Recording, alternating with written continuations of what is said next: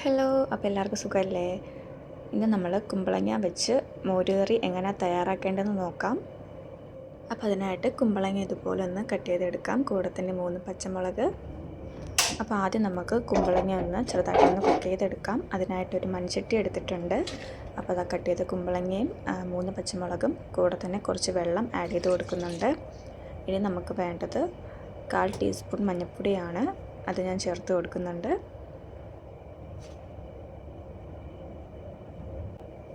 ഇനി നമുക്ക് കുമ്പളങ്ങയ്ക്ക് ആവശ്യമായ കുറച്ച് ഉപ്പ് ആഡ് ചെയ്ത് കൊടുക്കാം. ഇനി ചെറുതായിട്ടൊന്ന് മിക്സ് ചെയ്തിട്ട് അതൊന്ന് മൂടി വെച്ച് കുക്ക് ചെയ്തെടുക്കാവുന്നതാണ്. ഇനി ഞാനിവിടെ 1 കപ്പ് തൈര് എടുക്കുന്നുണ്ട്. ഇനി നമുക്ക് ഇതായിട്ടൊന്ന് ചെറുതായിട്ടൊന്ന് ബീറ്റ് ചെയ്തെടുക്കാം.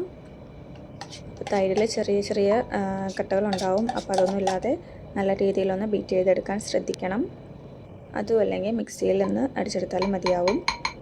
അപ്പോൾ തൈര് ഒന്ന് മാറ്റി വെച്ചിട്ടുണ്ട്. ഇനി നമുക്ക് മെയിനായിട്ട് വേണ്ടത് തേങ്ങയാണ്. അപ്പോൾ ഞാനിവിടെ 1/2 കപ്പ് തേങ്ങ എടുക്കുന്നുണ്ട്.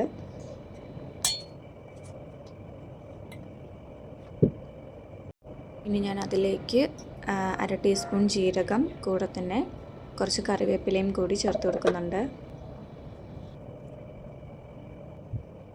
ഇനി ഞാനിവിടെ 1/4 ടീസ്പൂൺ മഞ്ഞൾപ്പൊടി ചേർത്ത് കൊടുക്കുന്നുണ്ട്.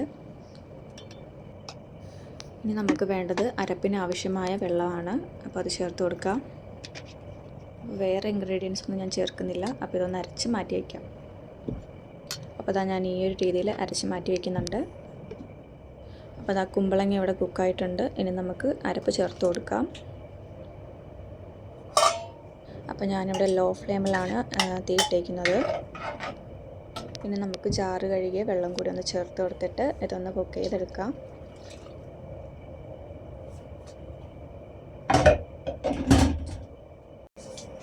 അപ്പോൾ അത് അരപ്പൊക്കെ ഒന്ന് തിളച്ച് വന്നിട്ടുണ്ട്. ഇനി നമുക്ക് സ്റ്റവ് ഓഫ് ചെയ്യാം.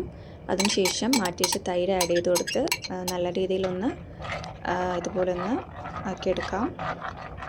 അപ്പോൾ തൈര് ആഡ് ചെയ്തതിന് ശേഷം പെട്ടെന്ന് തന്നെ ഇതുപോലെ ഒന്ന് മിക്സ് ചെയ്തെടുക്കാൻ ശ്രദ്ധിക്കണം. അല്ലെങ്കിൽ തൈര് അങ്ങ് കുക്കായി പോകാൻ ചാൻസ് ഉണ്ട്. അപ്പോൾ മോരുകറി ഏകദേശം ഇവിടെ റെഡി ആയിട്ടുണ്ട്. ഇനി നമുക്ക് കടുക് പൊട്ടിച്ച് അതിനകത്തുനിന്ന് ഇനി കടുക് താളിക്കാൻ വേണ്ടിയിട്ട് 3-4 ചെറിയ ഉള്ളി എടുത്ത് കട്ട് ചെയ്ത് ഇതുപോലെ ഒന്ന് എടുക്കാം.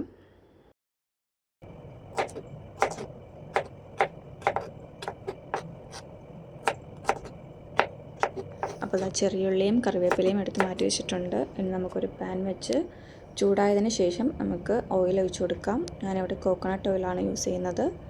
ഇനി നമുക്ക് 1/4 ടീസ്പൂൺ കടുക് ചേർത്ത് കൊടുക്കാം. അപ്പോൾ കടുകൊക്കെ നന്നായിട്ടൊന്ന് പൊട്ടി വരട്ടെ. അതിനുശേഷം നമുക്ക് ഒരു വറ്റൽമുളക് ചേർത്ത് കൊടുക്കാം.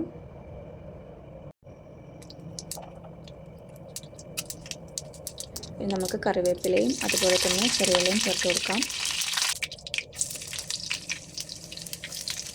അപ്പോൾ ആവശ്യമെങ്കിൽ മാത്രം കുറച്ച് ഉപ്പ് കൂടെ ഒന്ന് ചേർത്ത് കൊടുത്ത് ചെറുതായിട്ടൊന്ന് വഴറ്റിയെടുക്കാം.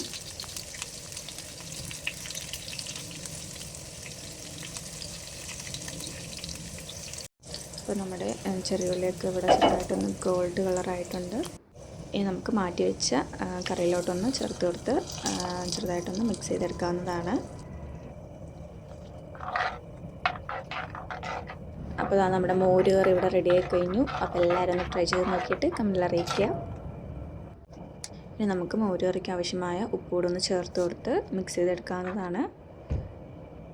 അപ്പോൾ വീഡിയോ ഇഷ്ടമായാൽ ലൈക്ക് ചെയ്യുക, അതുപോലെ തന്നെ ഷെയർ ചെയ്ത് ചാനൽ സപ്പോർട്ട് ചെയ്യുക.